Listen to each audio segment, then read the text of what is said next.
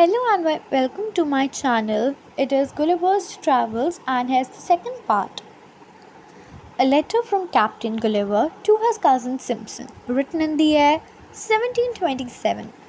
I hope you'll be ready to own publicly whenever you shall be called to it, that by a great and frequent urgency you prevailed on me to publish a very loose and incorrect account of my travels, with directions to hire some young gentlemen to feed the university, to put them in order and the correct style, as my cousin Empire did by my advice in his book called A Voyage Around the World.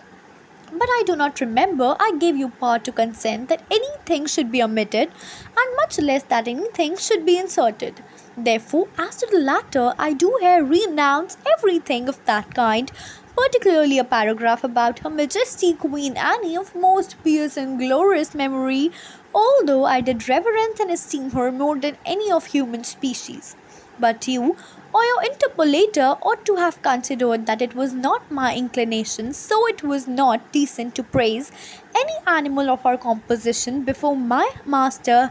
Hunim.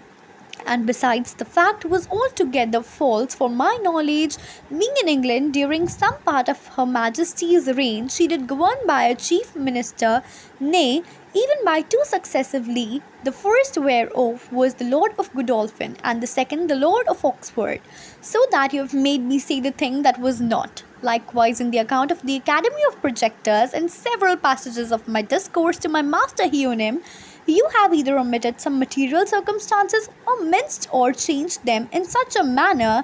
that I do hardly know my own work.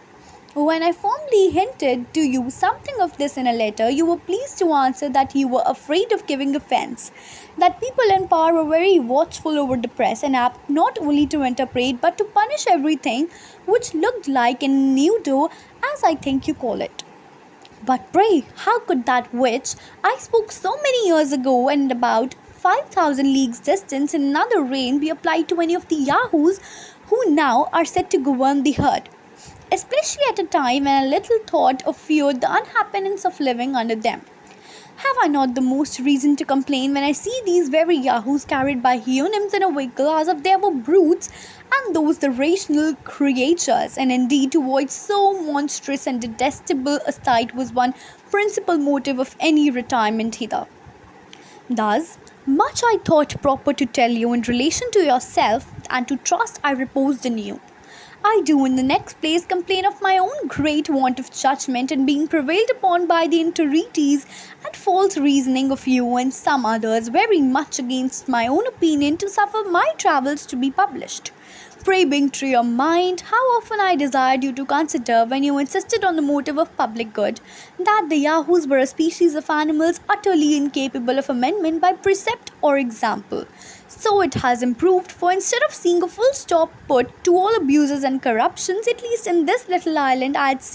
had reason to expect. Behold, after before 6 months' warning, I could not learn that my book had produced only a single effect according to my intentions. I desired you would let me know by a letter when party and faction were extinguished, judges learned and upright, pleaders honest and modest, with some tincture of common sense, and Smithfield blazing with pyramids of law books, the young nobility's education entirely changed, the physicians banished, the female Yahoos abounding in virtue, honour, truth and good sense, courts and leaves of great ministers thoroughly weeded and swept, wit, merit and learning rewarded, all disgraces of the press in prose and verse commended, to eat nothing but in their own cotton and quench their thirst with their own ink.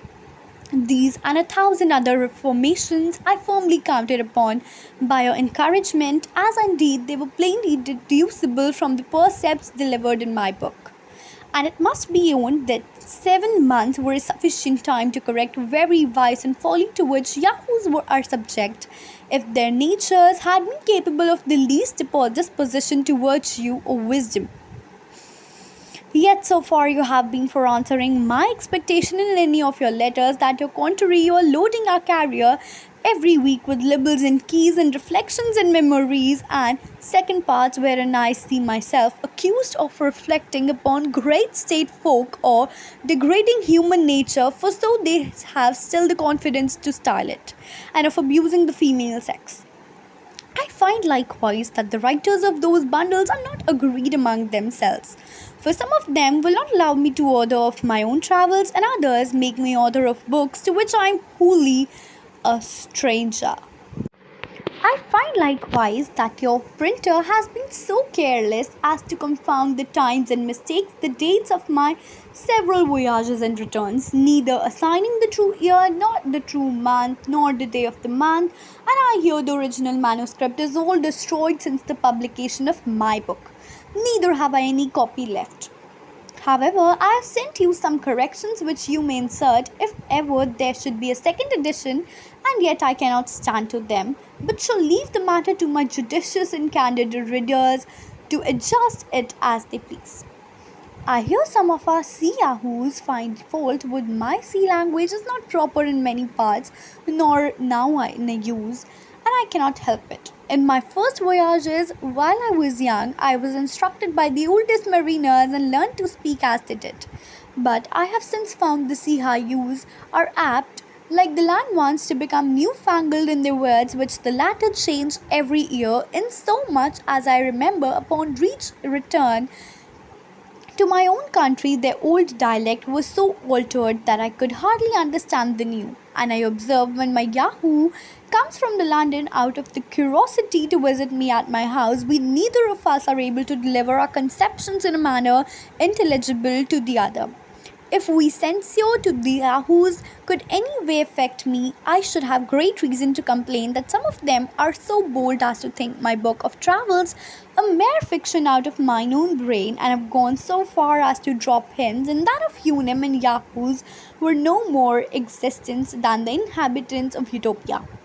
Indeed, I must confess that as to the people of Lilliput, Broadbringang, for so the world should have been spelt, and not erroneously Brobdingang, and Laputa, I have never yet heard of any Yahoo so presumptuous as to dispute their being or the facts I have related concerning them, because the truth immediately strikes every reader with the conviction, and there is less probability in my account of the Hunims or Yahoos when it is manifest as to the latter. There are so many thousand even in this country who only differ from their brother broods on Hunim land, because they use a sort of jabber and do not go naked. I wrote out of their amendment and not their approbation. The united praise of the whole race would be a less sequence to me than the name of those who degenerated humans I keep in my stable, because from these degenerate as they are, I still improve in some virtues without any mixture of vice. Do these miserable animals presume to think that I am so degenerated as to defend my veracity? Yahoo as I am, it is well known, although to my Hunim land, that by the instructions and example of my illustrious master, I was capable of encompass of 2 years, although I confess with the utmost difficulty to remove that infernal habit of lying, shuffling, deceiving, and equivocating, so deeply rooted in the very souls of my species, especially the Europeans. I have other complaints to make upon this vexatious occasion, but I forbear troubling myself to you for any other. I must freely confess that I sense my last return some corruptions of my Yahoo nature have revived in me by conversing with a few of your species, and particularly those of my own family, by an unavoidable necessity, else I should never have attempted so abreast a project as that of reforming the Yahoo race in this kingdom. But I have now done with all such visionary schemes forever. April 2, 1727. Thank you. Please like and subscribe and comment, and also share my video, and also mention in the comments for further updates and whichever you want me to read the book.